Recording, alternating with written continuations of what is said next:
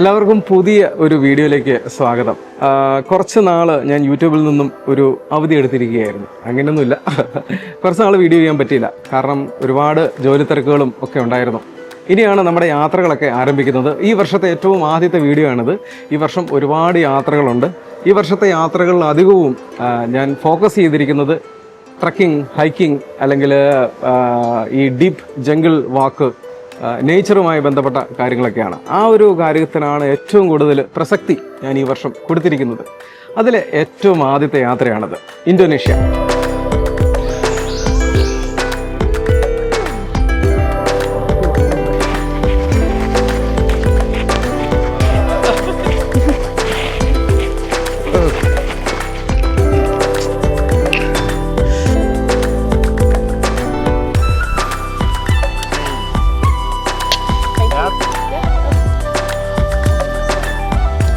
ഇന്തോനേഷ്യയെ പറ്റി കേൾക്കാത്തവരായിട്ട് ആരുമില്ല.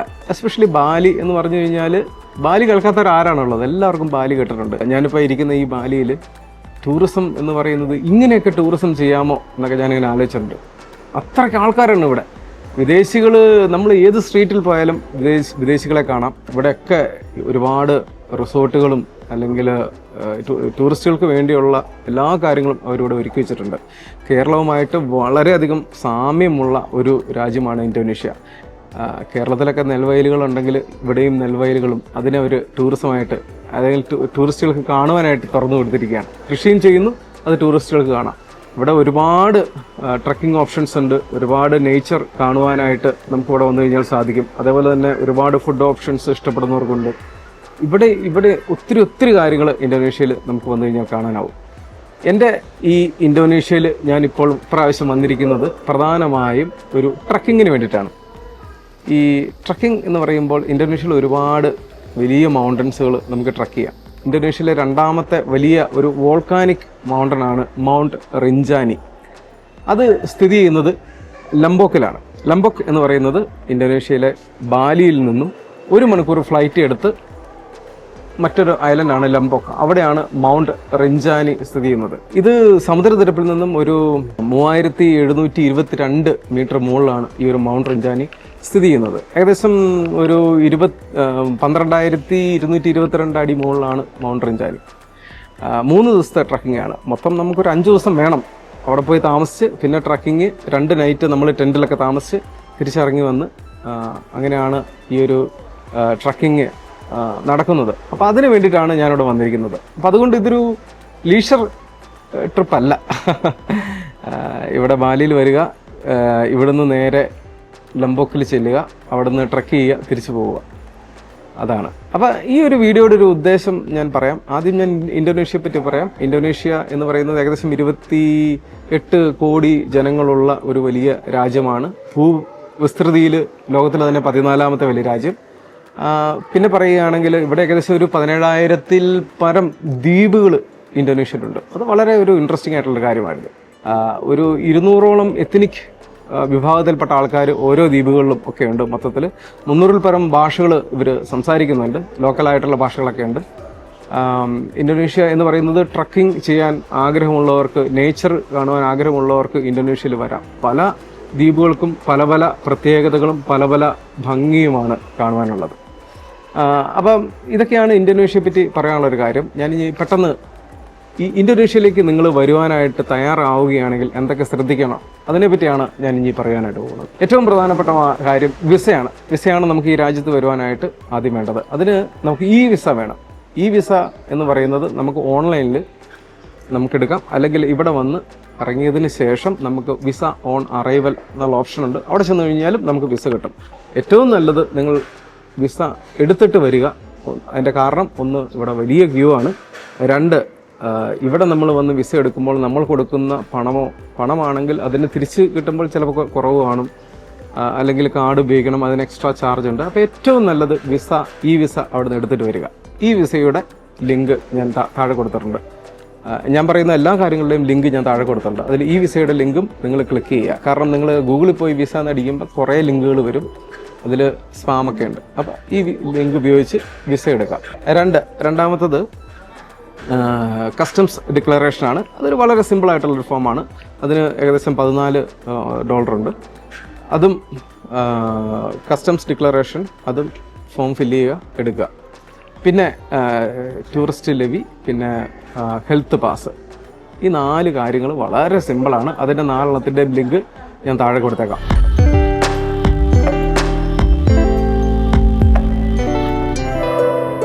സമയം രാവിലെ 5 മണിയായി. ഞാൻ ഇന്തോനേഷ്യയിലേക്ക് യാത്ര തിരിക്കുകയാണ്. ഓസ്ട്രേലിയയിലെ പെർത്തിലുള്ള ഒരു ഇൻ്റർനാഷണൽ എയർപോർട്ടിൽ നിന്നുമാണ് ഞാൻ യാത്ര ആരംഭിക്കുന്നത്. നിങ്ങൾ ഏത് രാജ്യത്ത് നിന്നും ഇന്തോനേഷ്യയിലേക്ക് യാത്ര ചെയ്താലും ഈ പ്രോസസ്സുകളെല്ലാം ഏകദേശം സെയിം ആയിരിക്കും. ഞാനിപ്പോൾ നിൽക്കുന്നത് ഓസ്ട്രേലിയയിലെ പെർത്തിലുള്ള ഒരു ഇൻ്റർനാഷണൽ എയർപോർട്ടിലാണ്. ഇതാണ് ഈ എയർപോർട്ട്. നേരം കൃത്യമായിട്ട് പറയുകയാണെങ്കിൽ 5:45. ചെറിയ ഒരു എയർപോർട്ടാണ്. അപ്പോൾ നമുക്കിനി ടിക്കറ്റൊക്കെ എടുത്തിട്ട് ബോർഡിങ്ങിലേക്ക് കിടക്കണം. മനോഹരമായ ഒരു ചെറിയൊരു എയർപോർട്ടാണ് ഓസ്ട്രേലിയയിലെ ഈ ഒരു Perth international airport. Check in പ്രോസസ്സുകളെല്ലാം വളരെ സ്മൂത്തായി കംപ്ലീറ്റ് ചെയ്ത് ഗേറ്റിൻ്റെ അടുത്തേക്ക് ഞാൻ നടക്കുകയാണ്.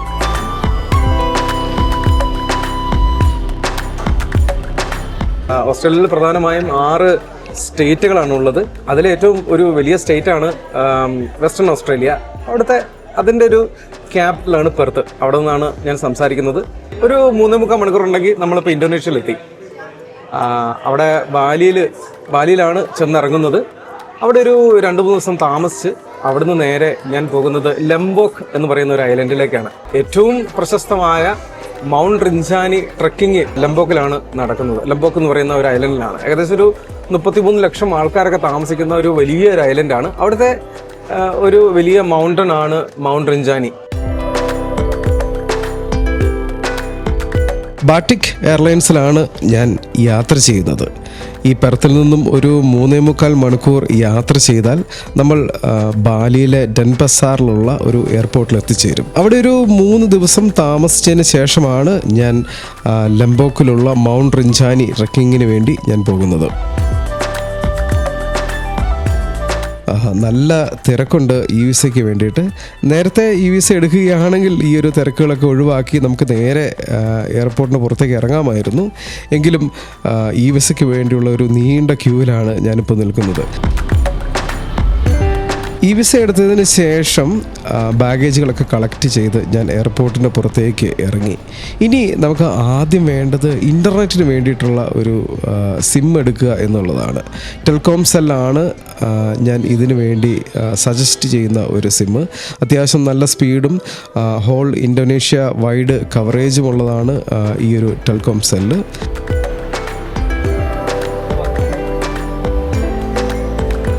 ഈ കാണുന്നവരെല്ലാം ഇവിടേക്ക് വരുന്നവരെ സ്വീകരിക്കാനായി നിൽക്കുന്ന ടാക്സി ഡ്രൈവേഴ്സും ടൂറിസ്റ്റ് ഗൈഡുകളും മറ്റ് ഹോട്ടൽ റെപ്രസെൻറ്റേറ്റീവുകളും ഒക്കെയാണ്. ഈ വരുന്നവരുടെ പേരുള്ള കാർഡുകളൊക്കെ ആയി ഇവരിങ്ങനെ സ്വീകരിക്കാനായിട്ട് നിൽക്കുന്നത്.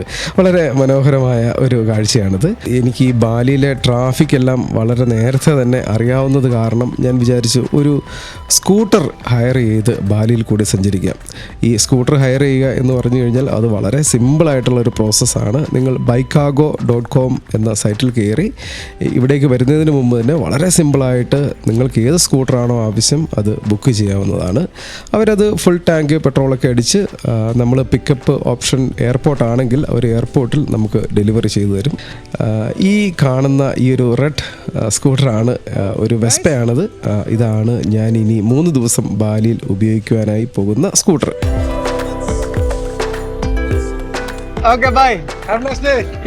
ബൈക്കാഗോ എന്ന് പറയുന്ന ഈ ഒരു സ്കൂട്ടർ കമ്പനിയുടെ ലിങ്ക് ഞാൻ ഈ ഒരു ഡിസ്ക്രിപ്ഷനിൽ കൊടുത്തിട്ടുണ്ട്. എല്ലാ ലിങ്കുകളും ഞാൻ ഈ ഡിസ്ക്രിപ്ഷനിൽ കൊടുത്തിട്ടുണ്ട്. നിങ്ങൾക്ക് ആവശ്യമുണ്ടെങ്കിൽ ഇതൊക്കെ ഉപയോഗിക്കാവുന്നതാണ്.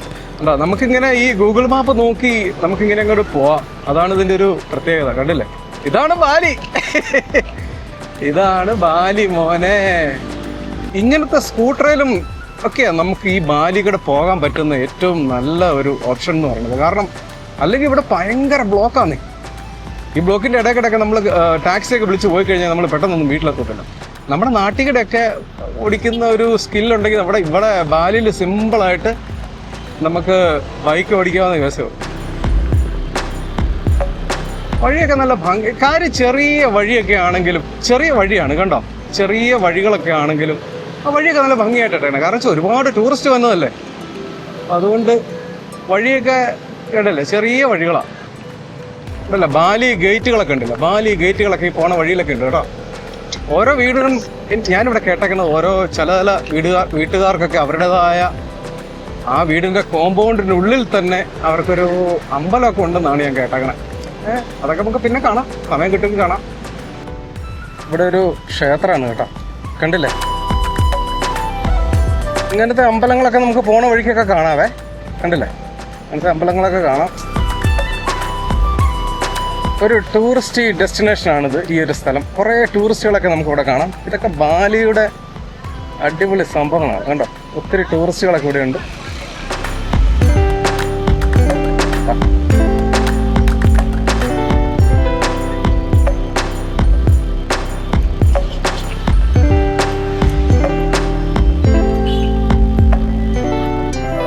അങ്ങനെ ഒരു 1/4 മണിക്കൂറത്തെ യാത്രയ്ക്ക് ശേഷം ഞാൻ ഹോട്ടലിൻ്റെ മുൻവശത്ത് എത്തിച്ചേർന്നു.